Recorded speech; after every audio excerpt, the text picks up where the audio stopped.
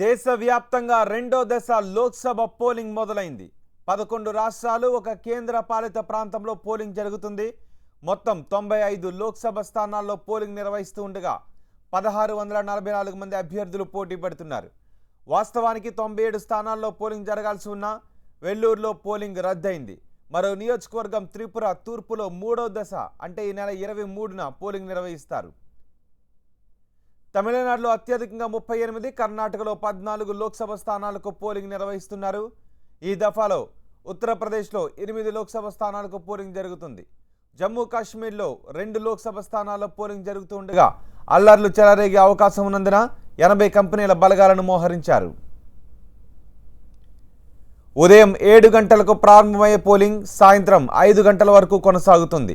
Maoist ప్రభావిత ప్రాంతాల్లో సాయంత్రం 4 గంటల వరకే పోలింగ్ ముగిస్తారు.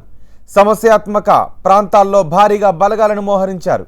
ఈ దఫాలో జితేంద్ర సింగ్, జియలూరం, సదానంద గౌడ, రాధాకృష్ణన్, మాజీ ప్రధాని దేవేగౌడ, డిఎంకే నేతలు దయానిధి మారన్, డి రాజా, కనిమొళి వంటి ప్రముఖులు పోలింగ్ బరిలో ఉన్నారు.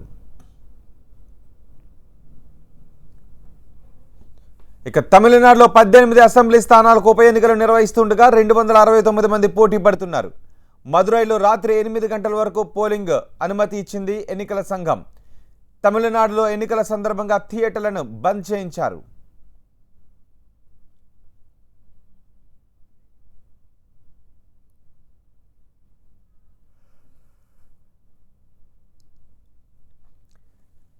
రెండో దఫా పోలింగ్ పైన ముఖ్యంగా తమిళనాడులో పోలింగ్ ఏర్పాట్లపై పూర్తి సమాచారం మా ప్రతినిధి మురళి అందిస్తారు. మురళి,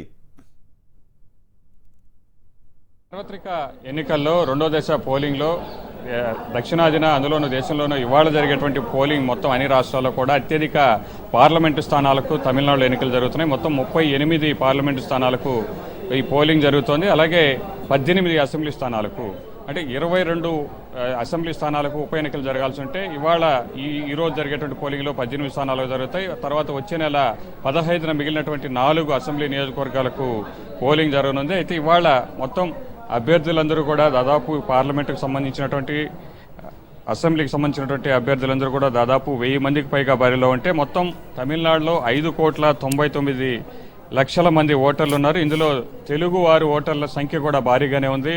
1,30,00,000 మంది తెలుగు ఓటర్లు ఉన్నారు. ప్రతిసారి కూడా తెలుగు ఓటర్లు ఎవరి వైపు మొగ్గు చూపితే అదే పార్టీ అధికారంలోకి రావడం, అలాగే లోక్సభ ఎన్నికల్లో కూడా అత్యధిక స్థానాలు కైవసం చేసుకోవడం అనేది అనాదిగా జరుగుతూ వస్తుంది. అయితే ఈసారి కూడా తెలుగు ఓటర్లు ఎవరి వైపు మొగ్గు చూపుతారనేది ఆసక్తికరంగా మారింది. అయితే ఉదయం 7 గంటలకి ప్రారంభమైనటువంటి పోలింగ్ సాయంత్రం 6 గంటల వరకు కూడా జరుగుతుంది. ఒక్క మదురైలో మాత్రం మరొక 2 గంటల పాటు అదనంగా పోలింగ్కు అవకాశం ఇస్తూ ఈసీ అనుమతినిచ్చింది. సాయంత్రం 8 వరకు రాత్రి 8 వరకు కూడా అక్కడ పోలింగ్ జరుగుతుంది. అంటే అక్కడ మదురైలో జరుగుతున్నటువంటి చిత్తిరై తిరునాళ్ళు అనేటువంటి ఉత్సవాల కారణంగా 2 గంటలు అదనంగా పోలింగ్కు అవకాశం ఇచ్చారు. మిగిలిన చోట్లంతా కూడా సాయంత్రం 6 గంటల వరకు కూడా ఎవరైతే పోలింగ్ బూత్లో ఉంటారో వారందరికీ కూడా ఓటు వేసేటువంటి అవకాశం కల్పిస్తారు. మొత్తం రాష్ట్ర వ్యాప్తంగా 67,720 పోలింగ్ కేంద్రాలుంటే మొత్తం 1,00,000కు పైగా కూడా ఈ పోలింగ్ విధుల్లో సిబ్బంది పాల్గొంటున్నారు. భద్రతా సిబ్బంది కూడా భారీగా ఇక్కడ ఏర్పాటు చేసినటువంటి పరిస్థితి. అందులోనూ చెన్నై సిటీలో ఉన్నటువంటి 3 పార్లమెంటు స్థానాలు Chennai central, Chennai south, Chennai north ఈ మూడింటిలోనూ అదనంగా బలగాలు మోహరించినటువంటి పరిస్థితి. దక్షిణ తమిళనాడులోని మదురైతో పాటు మిగిలినటువంటి 4 జిల్లాల్లో కూడా అక్కడ సమస్యాత్మక ప్రాంతాలు ఎక్కువ ఉంటాయి. ఆ ప్రాంతాల్లో అత్యధికంగా భద్రతా బలగాలు మోహరించడం కానీ అక్కడ వెబ్కాస్టింగ్ కానీ మిగిలినటువంటి అన్ని భద్రతా చర్యలు కూడా ఇప్పటికే అధికారులు తీసుకున్నారు.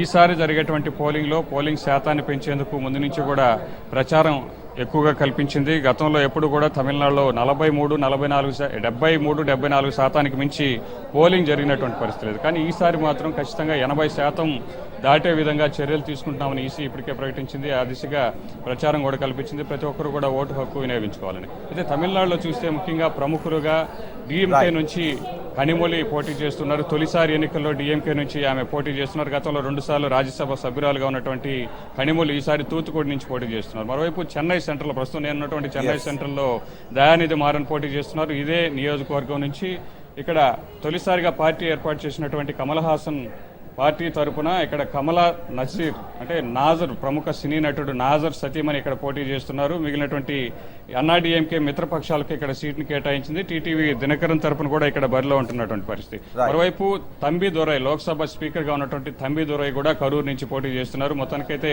పోలింగ్ అయితే ప్రస్తుతానికి ప్రారంభమైంది. అన్ని ప్రాంతాల్లో కూడా సజావుగా పోలింగ్ జరిగేందుకు అధికారులు ఏర్పాట్లు చేపట్టారు. రైట్ మోన్లే.